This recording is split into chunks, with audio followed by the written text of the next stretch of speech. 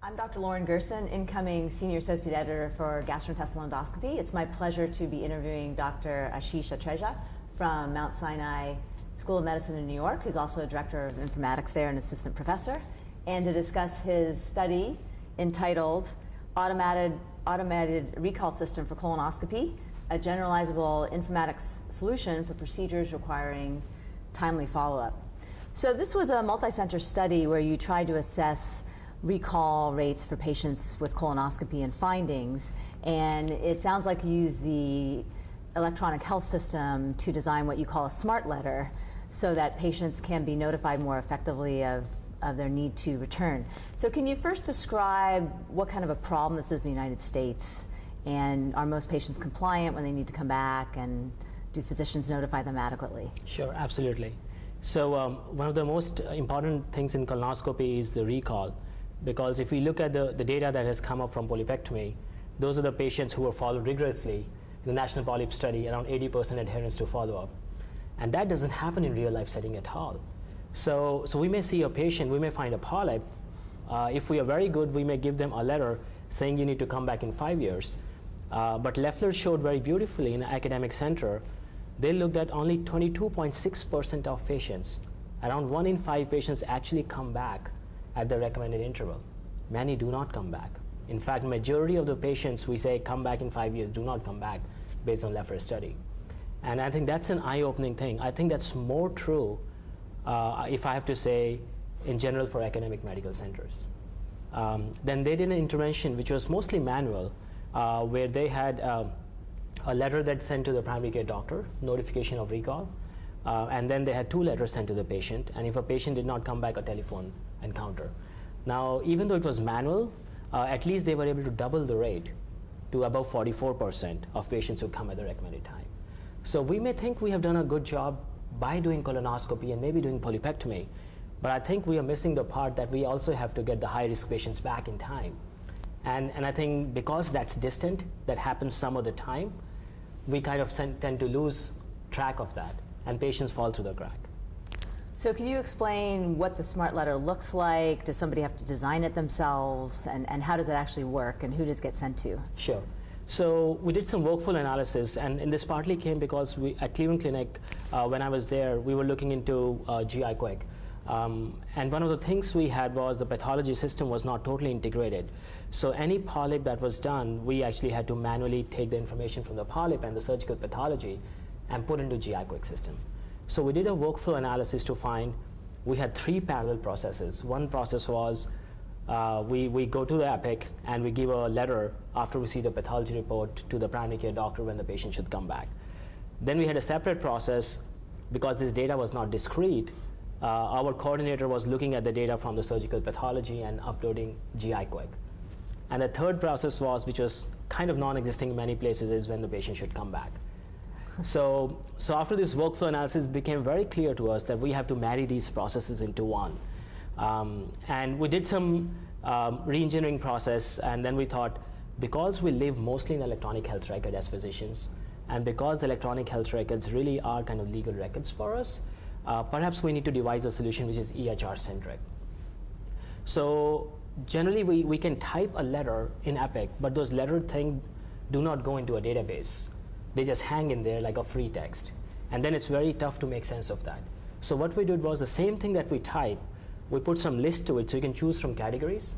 But what we did a smart binding. We took those lists and the data trickles to a database. So suddenly, whatever the physicians are choosing, that suppose you have a poor bowel prep or you have adenoma and you need to come back in 3 years, all that was entered normally, but it used to go to a database, and then we keep track of it. So there was no manual process whatsoever once the physician writes a letter. So the database which was there, we could populate GI quick into that, and the same database we can use for recall. So can you describe how this current study was conducted and what your major results were from the study? So the study which is published was based on the Cleveland Clinic data, and now we're doing in Mount Sinai, the extension arm of that. So we had 3 pilot physicians, and from September 2012 to May 2013, we leveraged the smart letter system. And the main goal of the study was to see, is it feasible to enter data in a discrete data element? And does it disrupt any workflow? Because that's a key thing we want to keep in mind. We don't want to create more problems, more time issues for a physician. We want to make it time savings for them. So that was the other thing, was to look at our adenoma detection rate and how we are doing quality-wise, because part of the goal was it generates data which automate feeds into the national registries. So over a period of from September 2012 to May 2013, 3 pilot physicians, we had 535 screening or surveillance colonoscopies.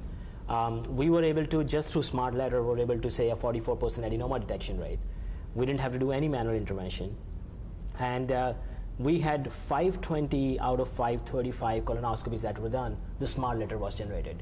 So around 97.3%, without any extra help, without any extra practitioner help, we just generated smart letter because it was so much part of our routine workflow system.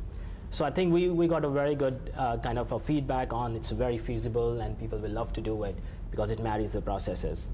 We looked more into the data, and then we found 6% of the patients actually had earlier than recommended interval. And again, part of that is that data is not visible to us in real time. But now if for every screening surveillance colonoscopy, we do this documentation in a structured way, we actually get data real time back. So we can say what is going on. Is it a documentation error? Or we are really need to learn more about what the best practices are.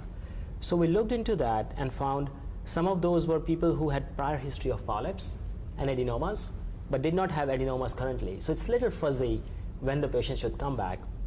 And there were a couple adenomas which were not completely resected, but was not mentioned in the documentation note. So I think it's a good feedback that if there's a reason for earlier interval, some of the documentation should be there to support it. So I think we learned a lot through that, and now we are implementing, actually we are doing this study now in Mount Sinai, and that's going very well. So if a patient had a small polyp, and on the report the physician wrote come back in 3 years, when they actually should come back in 5 years, it's an adenoma, will this system help change that surveillance interval? That's a great question. So we haven't built that advanced decision support right now. And the reason, Lauren, is because the functionality we are using is proprietary Epic, so we have to live within that constraint. Right. So we could go this far that we can provide a documentation. What we did have an option is we had a smart lookup option. So physicians who are not sure when the patient should come back can actually type a link and it will show all the guidelines right within the Epic. So we're providing more like a passive decision support than an active alert that may pop up, hey, you probably need to do it earlier than later. We're also trying to see how we can make a generalizable solution for practices which are not using Epic. One of the things we may file a small grant is to host on a cloud-based platform where physicians can just go and do a documentation template, and that can be forwarded as well. Well, thanks very much for your insight into the study, and we look forward to further developments in terms of recall for colonoscopy, which is a very important topic for our patients. Thank you so much, Lauren. It's a pleasure.